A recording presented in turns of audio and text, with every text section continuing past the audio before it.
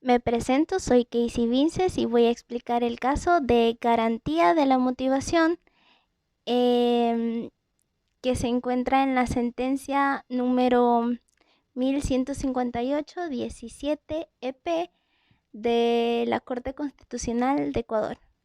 Para iniciar con el tema, hay que entender que toda autoridad pública debe ceñir sus actos a las competencias y procedimientos que se encuentran determinados en la normativa jurídica. Pero para esto debe también saber motivar racionalmente aquellos actos. La motivación es entonces, en términos generales, el razonamiento que justifica la ejecución de los actos que se han cometido. Siendo así, ¿qué sería la garantía de motivación? Esta se encuentra detallada en el artículo 76.7, literal L, de la Constitución, que manifiesta que la motivación y la resolución será nula en este caso si en esta no se enuncian las normas o principios jurídicos en las que se funda la motivación y no se explica la pertinencia de la aplicación de estas normas a los antecedentes de hecho. Por lo tanto, la violación a la garantía de motivación ocurre ante la inexistencia o insuficiencia de motivación.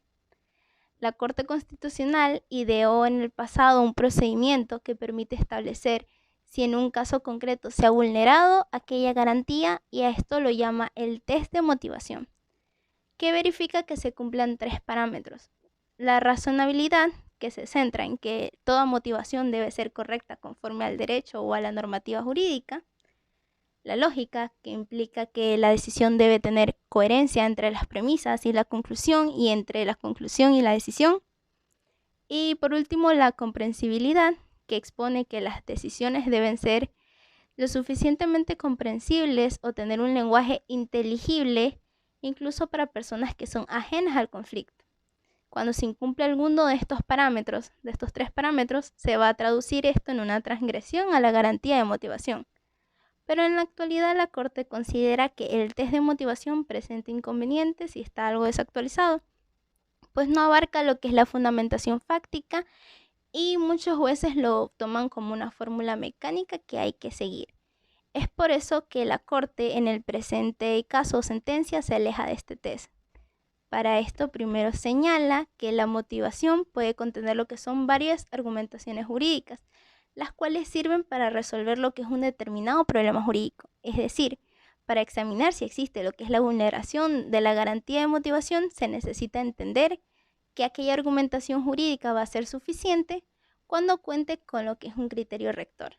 Este se basa en que existan los suficientes fundamentos tanto fácticos como jurídicos o normativos y que la aplicación de estos fundamentos normativos sean pertinentes o congruentes con los antecedentes de hecho. Se debe comprender, además, que la suficiencia va a depender del tipo de causa, porque, por ejemplo, el grado de motivación que es exigible en materia disciplinaria, debido a lo que la celeridad de este proceso, es distinto al que se va a exigir en materia penal. Como entendido esto, cuando se incumple con el criterio rector, nos vamos a encontrar ante el concepto de deficiencia motivacional, que se divide en tres tipos. La inexistencia, que es cuando la decisión carece totalmente de fundamentación normativa y fáctica. Ejemplo de esto, una sentencia que es una mera transcripción de lo que sucede en la audiencia y que, por ejemplo, en la sentencia se habla de la existencia de una vulneración de derechos, pero no se explica cómo se dio la vulneración o por qué se dio la vulneración. El segundo tipo es la insuficiencia, que es cuando la decisión no cuenta con el estándar de suficiencia normativa y fáctica. Ejemplo de esto es cuando se nombra la norma, pero no se ha explicado como tal la pertinencia de la aplicación de aquella norma frente a los hechos. Y por último está lo que es la apariencia. Esta se explica cuando aún teniendo lo que es la fundamentación fáctica y normativa suficiente, esta fundamentación se encuentra afectada por algún tipo de vicio motivacional. Los vicios motivacionales son en este caso son 4. El primero es el que llamamos incoherencia, que es cuando existe una contradicción entre las premisas y conclusiones o la conclusión final y la decisión. La inatinencia es cuando se da la conclusión final y esta no tiene que ver con el problema jurídico o con la controversia judicial. La incongruencia, que es cuando no se da respuesta a los argumentos relevantes para las partes procesales. Y por último, tenemos a lo que es el último de los vicios, es la incomprensibilidad, que significa o que se da cuando un fragmento de lo contenido en la fundamentación normativa fáctica no es inteligible para un profesional del derecho o en los casos que no se necesita patrocinio de un abogado, no es inteligible para un ciudadano.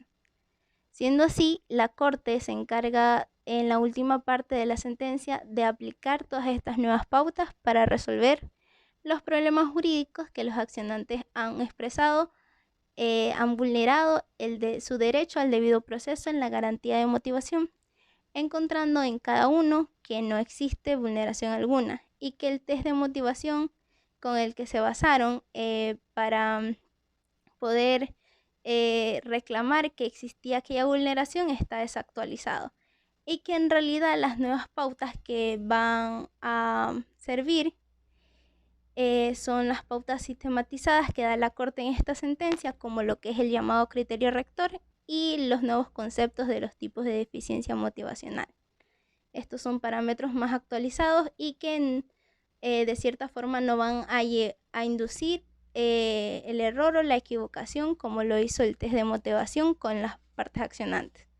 Quedan interrogantes como si en un futuro existirán otras pautas o que si volverá en este caso el test de motivación a usarse, pero con nuevos conceptos. Muchas gracias.